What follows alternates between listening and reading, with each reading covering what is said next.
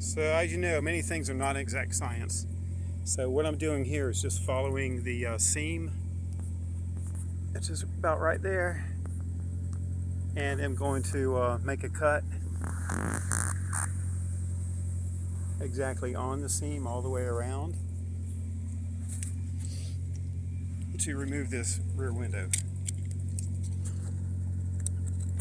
So here we go. You can cringe if you want to. And again, it's not exact science.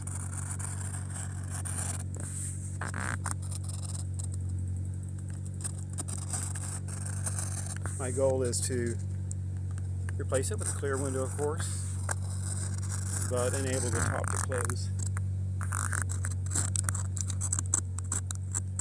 Okay, a little difficult with one hand. Very low tech.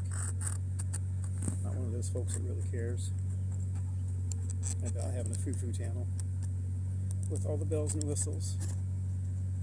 So this just comes down. There's glue behind there, so it's making it a little difficult.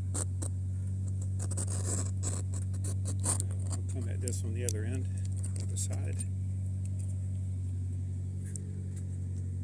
Same thing here. Just try and follow the seam as best I can. But again, whoever did this had adhesive on the top to help hold in the window.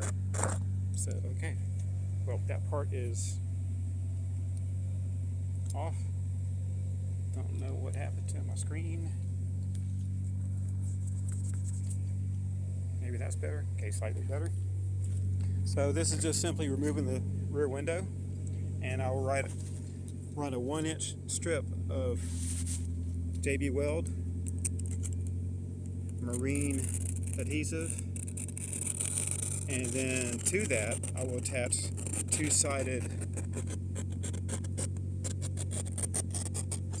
outdoor tape, which is also 1 inch wide. So again, this vehicle sat behind a house pretty much in the mud for 2 years. Okay, this one's difficult. And I'm following the seam as much as I can. So of course the new window is going to be wider. It does not matter to me. And so there we go. So yeah, this is the degree of nastiness that this car had. I never made it back to clean that area. So I missed a section up here. Let me finish up.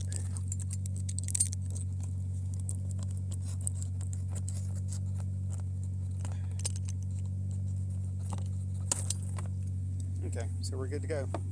Here is your riveted window, which I'm very glad to get off this car. That way I can clean the back of this and replace this carpet section. Yep, that's why you have a stand. Okay, Michael Aldridge checking out.